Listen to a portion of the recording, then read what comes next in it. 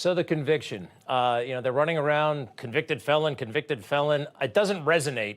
People know what that connotes, and it doesn't fit for you.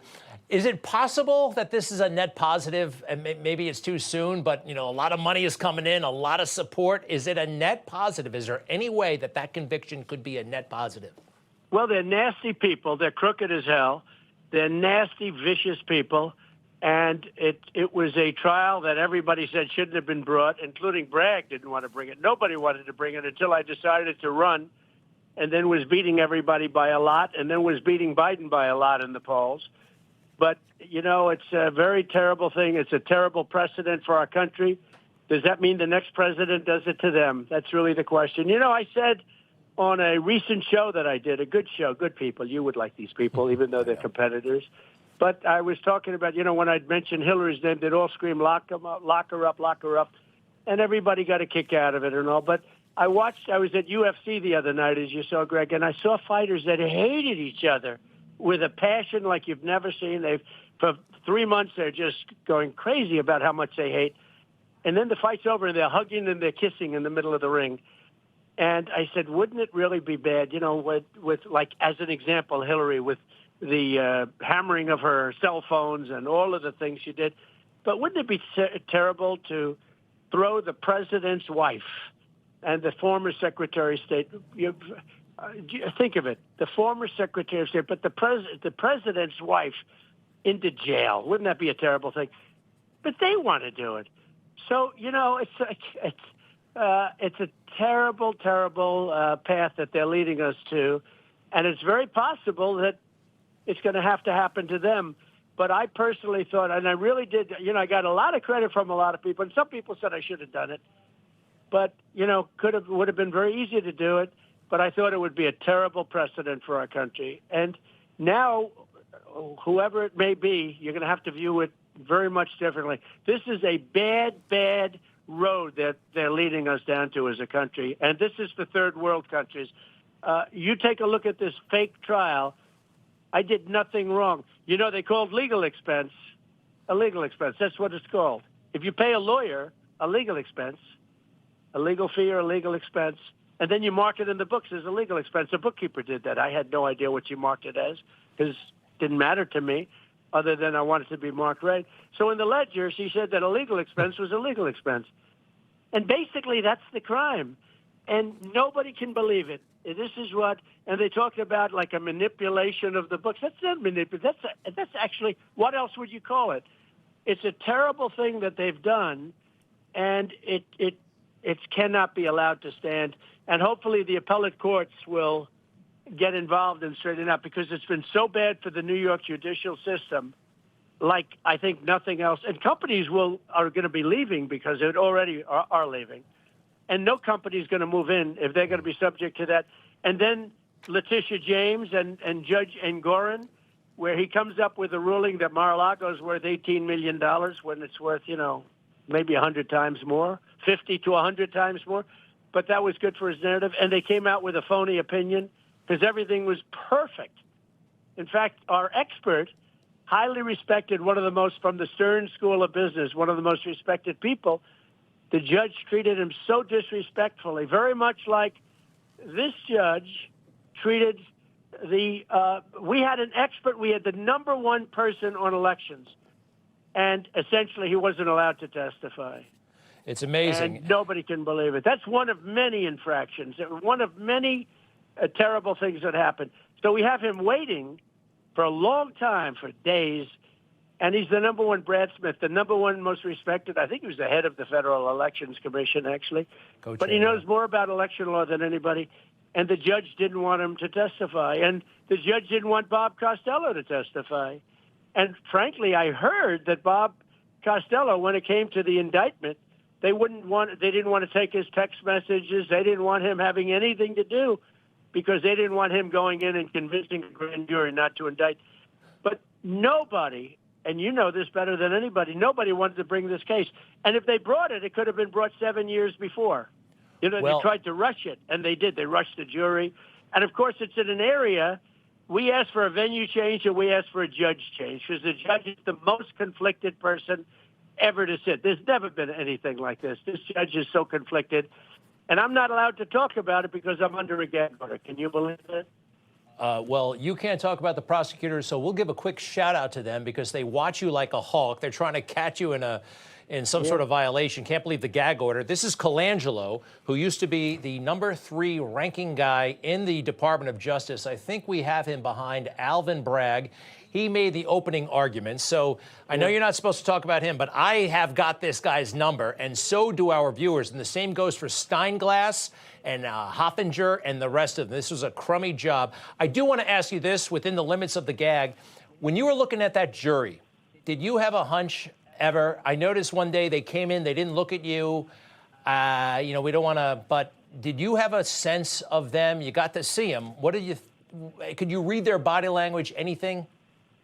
Well, I knew from the location. I mean, we asked for a venue change as soon as we heard this was the venue, because Republicans get virtually, you know, very little vote.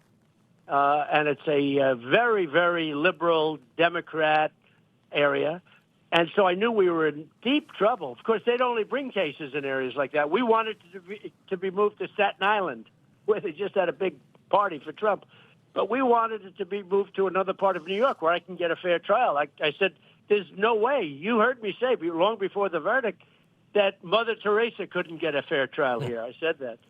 And no, you couldn't. I never saw a glimmer of a smile from the jury. No, this was a venue that was very unfair. It's a tiny fraction of the people are Republicans, and it's very unfair. And then we had a judge who was very unfair. We asked for a judge change. He said no. And, you know, I think that's going to be one of the major points in appeal, and hopefully the appeal will go quickly because they're interfering with the election. If it doesn't go quickly, they're really interfering with the election. Now, with all of that being said, we're doing great in the polls, and we had a record-setting amount of money that was raised, numbers that nobody's ever heard of before, actually. Well, we want you to be safe because, you know, when Joe Biden and the deep state say you can't win, we can't let him win. Joe Biden said that to Time magazine today. And Merrick Garland on Capitol Hill said basically it was dangerous to criticize the FBI when they have done a lot of things that, quite frankly, they need to be criticized, especially some of that language that was in the search warrant for Mar-a-Lago on August 8, 2022. It was not all boilerplate language. Some of that was very specific to that operation, and the language was chilling. Well, it was, and it just came out, and a lot of things have come out in the Florida trial. And Jack Smith I think he's a deranged person, actually, and it's shown that in his other prosecutions over the years. He always goes too far. But when they raided Mar-a-Lago, that was a total violation of my constitutional rights. And you know, all they had to do was ask. And you look at Biden, he had 50 years of documents, and he wasn't always, I mean, look, he was never the smartest guy, according to just about everybody. But he was always, you know, I mean, he was not. They basically said that he's innocent because he's incompetent, okay? In other words, he can run for president, but he can't stand trial. Can you believe that? So we're going to let him run for president, but we'll exonerate him because he's incompetent. They said he's got no memory, got no this, got no that. We all know that anyway. But what it's so bad, it's making our justice system look so bad. The good news is the people get it, and I'm leading Biden by a lot, and we raised more money, I think, than has ever been raised in a short period of time. I don't think it's even close. And a lot of that money was small donor money. I think it was $71 average, $71. But we raised more money than, I mean, nobody ever saw it. I think we did $58 million almost immediately after the verdict came out.